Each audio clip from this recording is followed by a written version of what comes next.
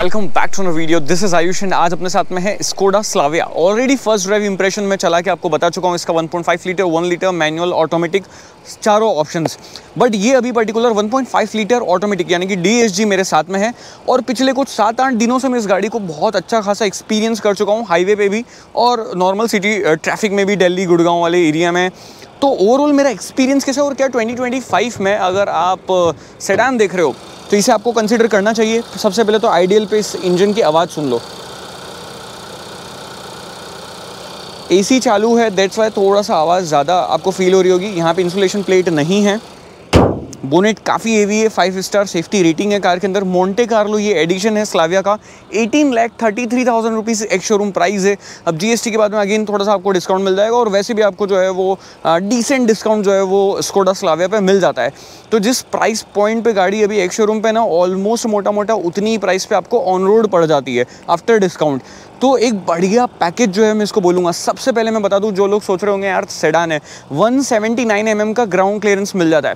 बहुत सारी luxury SUV जो है वो 175-180 mm के ग्राउंड क्लियरेंस के साथ में आती है। एंड ट्रस्ट में मैंने इसको बहुत ख़राब रास्तों में चलाया है, बहुत ख़राब रास्तों में चला है, तब भी कहीं पर भी कार नीचे टच नहीं होती है। बट हाँ, अगेन कार की लेंथ काफ़ी है तो आपको थोड़ा सा ध्यान ज़रूर रखना पड़ता है। मोस्टली जो है वो आगे से, बाकी पीछे का डिपार्चर एंगल वगैरह काफ़ी बढ़िया है। यहाँ पर आपके पास में LED प्रोजेक्टर सेटअप मिल जाते हैं। टर्न इंडिकेटर हैलोजन में है, हैलोजन में ही फॉग लैंप है।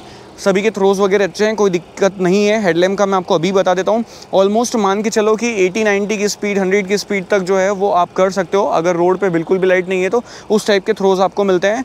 बहुत ज़्यादा एकदम अच्छी खासी इंटेंसिटी नहीं है बट थ्रोज जो है वो डिसेंट आपको मिल जाते हैं। स्कोडा क्रिस्टल लाइटिंग जो है वो यहाँ पर यूज़ करी गई है, स्कोडा ने यहाँ पर नाम भी दिया है। अनफॉर्चुनेटली कार मैंने वॉश करवाई थी बट आते आते अगेन बारिश से रोड ख़राब हो जाती है और कार फिर से गंदी हो गई। स्पेशली ब्लैक कलर की एलॉय व्हील्स कार के अंदर बहुत अच्छे लगते हैं। 205/55 R16 ये एलॉय व्हील्स हैं। मैं एक बार पास से आपको दिखा दूँ बट कार गंदी हो चुकी है, पास से दिखाने का सेंस नहीं बनता है। पियानो ब्लैक फिनिश ORVM पे टर्न इंडिकेटर है, piano black finish B pillar पे, ऊपर रूफ ब्लैक कलर के अंदर। स्पेशली मोंटे कार्लो का यहाँ पर बैज आपको मिल जाता है चेकर्ड फ्लैग के साथ में और नीचे यहाँ पर एक क्लेडिंग मिलती है पियानो ब्लैक फिनिश में। तो पर्टिकुलर मुझे जो ब्लैक टच जो दिया हुआ है ना, ये स्पॉइलर स्कोडा ब्लैक में लिखा हुआ 1.5 TSI 521 लीटर का बूट स्पेस है। नीचे जो स्पेस सेवर टायर है वो भी 205/55 R16 है और ये एक सब वूफर लगा हुआ है। इसको यहाँ से आप ओपन करोगे, इसको निकालोगे, उसके बाद टायर जो है वो आपको निकालना है। इधर आपके पास में टूल बॉक्स रखा हुआ है।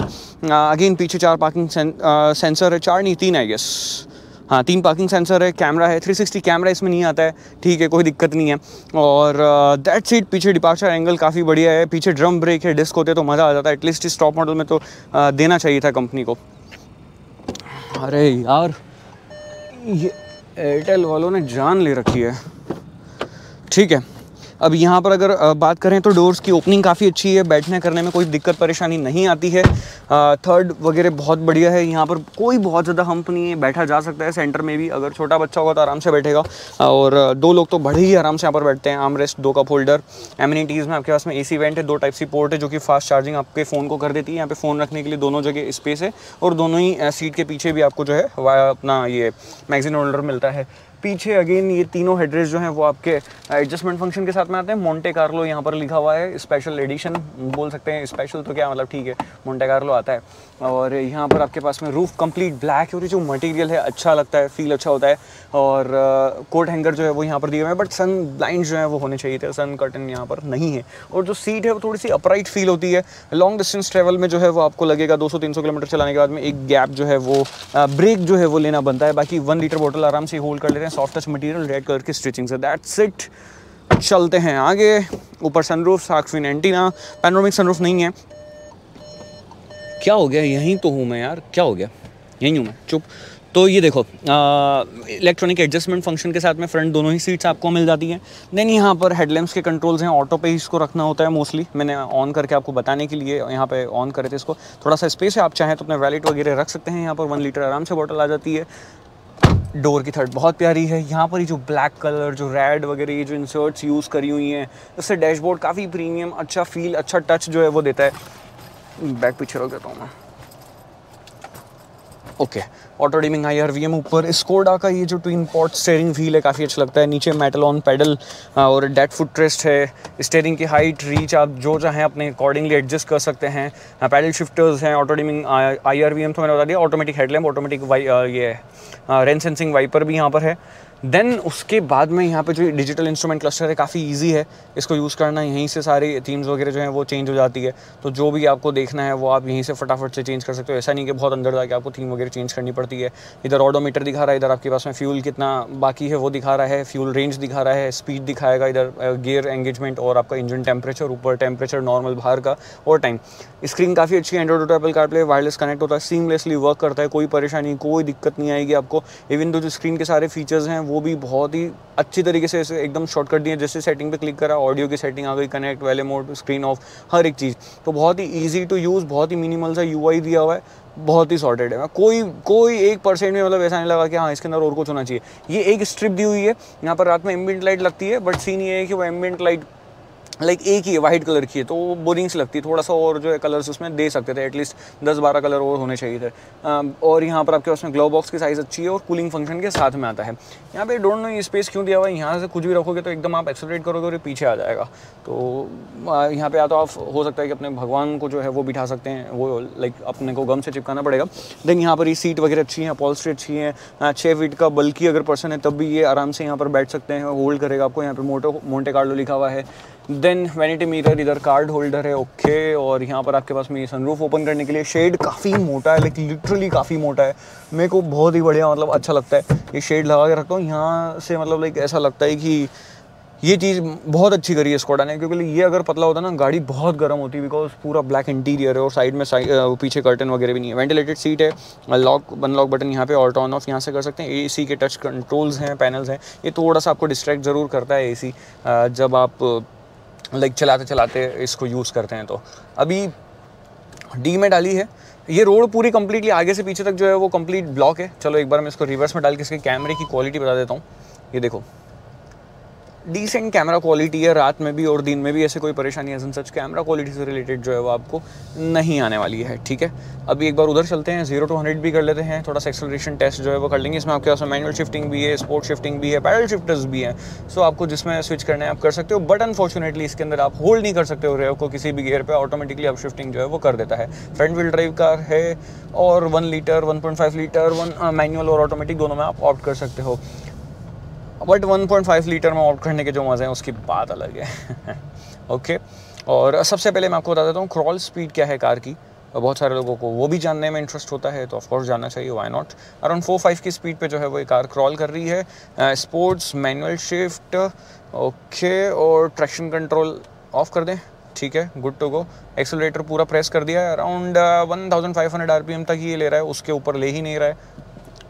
एक्सेलरेटर पैर हटाया, काइंड ऑफ जो लॉन्च कंट्रोल वाला इफेक्ट है ना वो नहीं आ रहा है। ट्रैक्शन कंट्रोल ऑफ करके मैनुअल और वापस से D में डाल देते हैं, तो ये आवाज़ शोर बहुत करता है। इंजन सारी चीज़ें हैं बहुत अच्छी है, नो डाउट, बहुत ही बढ़िया पंच आता है, अच्छा खासा एक्सेलरेशन जो है वो भी हो जाता है 0 to 100। बट स्टिल जैसे ट्रैक्शन कंट्रोल ऑफ कर दिया है, मैनुअल शिफ्टिंग कर रहा हूँ, तब भी मतलब ये नहीं है कि वो व्हील स्पिन वगैरह कर रहा है। एक बार फिर करके आपको बताता हूँ। ओके, इस बैग को मैं नीचे रख देता हूँ, ये आवाज़ करेगा, ठीक है।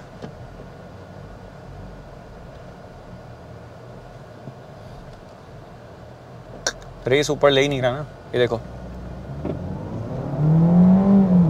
All the way almost 6000 RPM से ऊपर जाके जो है वो 6500 RPM पे रेड लाइन करता है, एंड वी आर ऑन 100। तो 100 की स्पीड पे आने में बिल्कुल टाइम नहीं लगाता है, बट हाँ वो जो स्टार्टिंग का लॉन्च है ना वो प्रॉपर होना चाहिए, और वो नहीं होता है। सीट बेल्ट मेरे को अच्छी तरीके से होल्ड करके रखे हुए हैं बिल्कुल, क्योंकि एकदम सडन एक्सेलरेशन हो रहा है, ब्रेकिंग वगैरह हो रही है। ब्रेक्स का पोटेंशियल इवन दो जब पीछे ड्रम है स्टिल बहुत बढ़िया है। अच्छी खासी कार जो स्पीड में होती है तब भी रुक जाती है, आपको पूरा कॉन्फिडेंस जो है वो ऑफर करती है। फुल जर्मन वाली वाइब जो है वो आ जाती है इसके अंदर। हाँ, बट अगेन पहले वाली जर्मन और अभी वाली जर्मन में फ़र्क पड़ गया है, but still there is a vibe available in this car कि ये है जर्मन कार।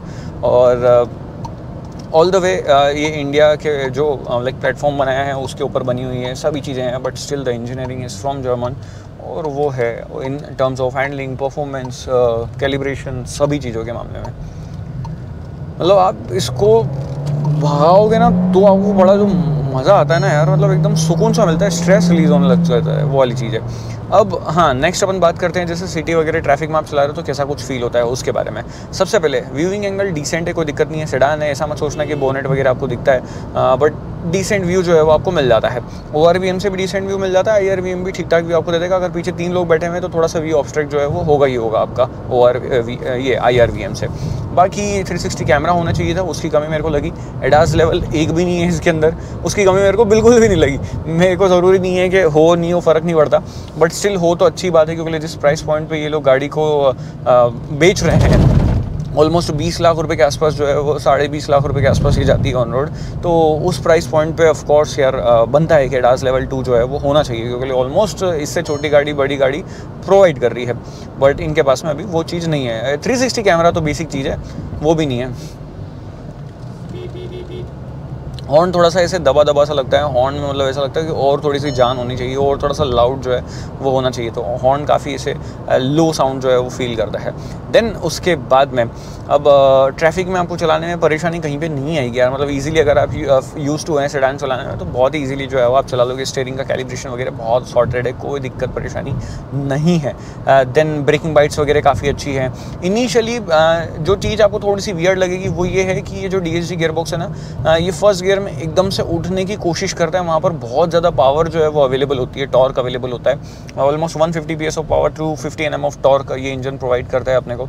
और इनिशियली फर्स्ट गियर में यही फील होता है कि थोड़ा सा और ज़्यादा बेटर तरीके से जो है, मतलब लाइक मोड्स होने चाहिए थे, इको, नॉर्मल, स्पोर्ट्स, ऐसे मोड्स होने चाहिए। तो ड्राइविंग मोड्स यहाँ पर है नहीं एक्चुअली, तो मोड्स की वजह से थोड़ा सा पावर ड्रॉप हो जाता है, क्योंकि जिसको जैसे रिक्वायरमेंट नहीं है, कई बार ट्रैफिक में आप चल रहे हो तो कई बार क्या होता है ना कि ट्रैफिक में आपने हल्का सा भी एक्सेलरेट करा तो थोड़ी सी फास्ट जो है वो ये चलने के लिए होती है, तो वो पावर को जो है वो आपको कंट्रोल करना पड़ेगा। बोलते हैं ना कि अपन एकदम ऐसे वो घोड़े को कंट्रोल कर रहे हैं, वो तो भागने के लिए रेडी है, बट आपको उसकी लगाम पकड़ के रखनी है। सेम हियर, यहाँ पे 150 हॉर्सेस जो है वो भागने के लिए एकदम रेडी रहते हैं कि बस एकदम मेरे को बस एक्सेलरेशन जो है वो करना है, तो वो उसको आपको थोड़ा सा जो है वो कंट्रोल करके रखना पड़ता है। बहुत ज़्यादा वैसे नहीं है कि आपको वियर्ड लगेगा वो, बट हाँ आपको आदत पड़ जाएगी थोड़े टाइम में। आप जब चलाना चालू कर दोगे 5-7 दिन में आपको भी पता चल जाएगा किस टाइप से ये बिहेव कर रही है, कैसे मेरे को इसको पकड़ के रखना है, तो वैसे आप इजीली जो है वो कर लोगे। आई होप आप समझ गए होंगे कि मैं क्या बोलना चाह रहा हूँ। समझ गए हो तो नीचे कमेंट करके बता दो। और फिर उसके बाद में लाइक जैसे सस्पेंशन वगैरह की बात करें तो जैसे बहुत ज़्यादा ख़राब रास्तों में जाओगे तो ऑफकोर्स थोड़े से स्टीफर साइड में फील होंगे, बिकॉज कार की हैंडलिंग परफॉर्मेंस जो है वो बहुत बेटर बनाने के लिए हल्का सा स्टीफर साइड में सस्पेंशन को रखना ज़रूरी है, और वो कंपनी ने करा भी है।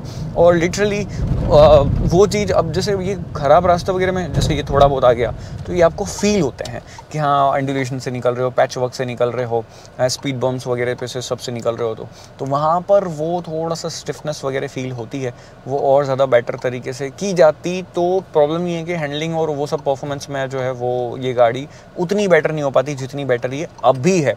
तो अब या तो अगर आपको ऐसी कुछ चाहिए तो फिर आप मतलब सॉफ्ट एकदम स्मूथ तो आप वरना ले लो, वरना वैसा एकदम कंफर्टेबल है, इससे ऑफकोर्स ज़्यादा कंफर्टेबल है। बट अगर आपको चाहिए कि नहीं मेरे को तो हैंडलिंग चलाने का मज़ा चाहिए, कभी कभी मेरी पीछे वाली सीट पे गाड़ी की कोई बैठता है तो डेफिनेटली फिर आपको जो है वो स्लाविया या वर्टस दोनों में से जो पसंद है वो आप परचेज़ कर सकते हो। स्टिल जो स्लाविया है थोड़ी सी ज़्यादा जो है वो प्रीमियम प्लस ऐसी फील होती है, अंदर से इसका इंटीरियर वगैरह जो थोड़ा अच्छा लगता है। बट वहीं अगर अपन वर्टस की बात करें तो वो ओवरऑल एकदम hard core performance oriented simple sober एकदम वैसी वाली वाइब जो है वो देती है। उसमें कुछ ऐसा नहीं लगता है कि हाँ 20 लाख रुपए 25 लाख रुपए खर्च करके 20-22 लाख रुपए के आसपास खर्च करके किसी गाड़ी के अंदर बैठे हो, तो वो थोड़ा सा जो है वो एक इंटीरियर वाली वाइब जो है वो उसमें वर्टस में पीछे रह जाती है, और यहाँ पर आपको प्रॉपर तरीके से जो है वो मिल जाती है। तो ये चीज़ बड़ी अच्छी जो है वो मुझे लगती है स्लाविया की। एंड नेक्स्ट अपन बात करते हैं कि ओवरऑल सीट पे कंफर्ट कैसा है। देखो फ्रंट सीट कंफर्टेबल है, दिक्कत परेशानी मुझे नहीं है। लॉन्ग ड्राइव में हल्की सी सीट जो है वो स्टिफर फील होगी, हल्की सी, बट अगेन ठीक है, बहुत ज़्यादा कुशनिंग होती है तो उसमें भी आप इधर उधर धंस जाते हो बहुत लॉन्ग ड्राइव में। तो मैंने इससे करी भी है लॉन्ग ड्राइव, आप चाहो तो वो लॉन्ग ड्राइव वाला वीडियो देख लेना मेरा, वो 1 लीटर वाली जो गाड़ी थी उसके साथ में 1 लीटर ऑटोमेटिक जो टॉर्क कन्वर्टर गियरबॉक्स आता है उसके साथ में मैंने करी है। ये DSG है, DSG को भी मैंने 300-400 किलोमीटर पहले चलाया था, और अभी भी ऑलमोस्ट मेरा लॉन्ग ड्राइव अच्छा खासा ही हो चुका है इसके ऊपर। ओके तो ये हो चुका है 911 12.4 का माइलेज तो यार क्या है कि अभी सिटी में बहुत ज़्यादा चला दी मैंने, अदरवाइज 14-15 के आसपास का फ्यूल एफिशिएंसी यहाँ पे शो कर दी थी। खैर सिटी में आपको फ्यूल एफिशिएंसी की मैं बात कर लूँ, ट्रैफिक में आपको फ्यूल एफिशिएंसी मिलेगी अराउंड 9-10 के एमपीएल के आसपास में, 8-9-10 के एमपीएल के आसपास में।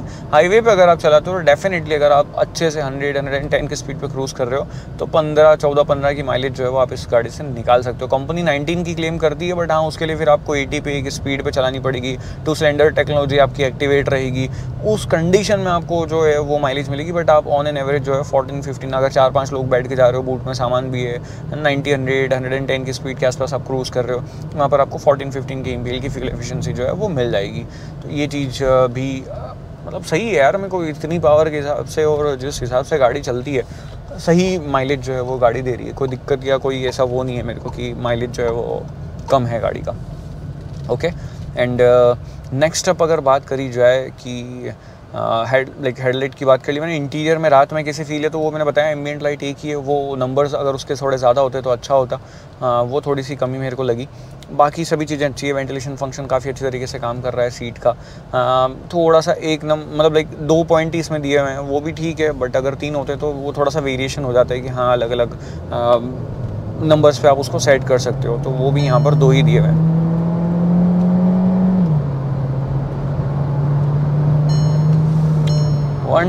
ब्रो वेरी इजी, और कंट्रोलिंग अच्छी है ना, तो इसकी स्पीड पे आप अगर चले भी जाते हो 100-120 आप इजीली, जैसे मैं यहाँ पर कर रहा हूँ, तो वो एक्चुअली अब मेरे को पता है ये इतनी अच्छी तरीके से कंट्रोल होती है, मेरे को वो स्पीड फील नहीं होती है गाड़ी के अंदर।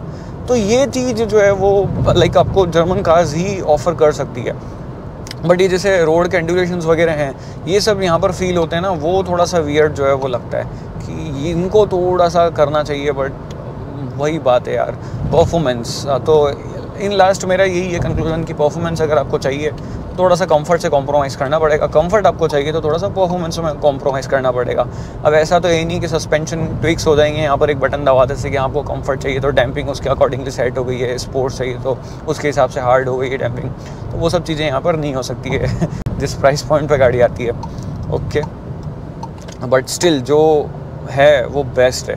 अब नेक्स्ट अगेन ये बहुत प्यारी लगती थी मेरे को रैपिड, और ये भी सेम मोंटे कार्लो, ये रेड और ब्लैक, इनका एटलीस्ट ये जो रेड कलर है ना, इस कलर की क्वालिटी बड़ी मेरे को प्यारी लगती है, बढ़िया लगता है ये रेड कलर। मैं बहुत कम गाड़ी में मेरे को रेड कलर पसंद आता है, एंड स्टिल इस गाड़ी के अंदर मेरे को रेड कलर पसंद आ रहा है, लिटरली क्वालिटी बहुत अच्छी है। और अभी जिस हिसाब से मैं इसको चला रहा हूँ आप समझ जाओ कि कितना कॉन्फिडेंस और किस लेवल के मज़े हैं इस कार के अंदर, तो वो चीज़ बड़ी मतलब यूनिक बना देती है इस कार को। परफॉर्मेंस बहुत अच्छी है, इंजन में आपको ऑलमोस्ट 2000 आरपीएम के बाद में क्या पावर जो है वो मिलना स्टार्ट होती है ना, मज़ा सा ही आ जाता है। और उसके बाद में ऑलमोस्ट आपको 4000-5000 आरपीएम तक कंप्लीट पावर एंड टॉर्क जो है वो ये इंजन डिलीवर कर देता है। मिड रेंज स्पेशली जो है वो इंजन की काफ़ी अच्छी है, जब जैसे ही टर्बो पुल होता है भाई साहब ये देखो।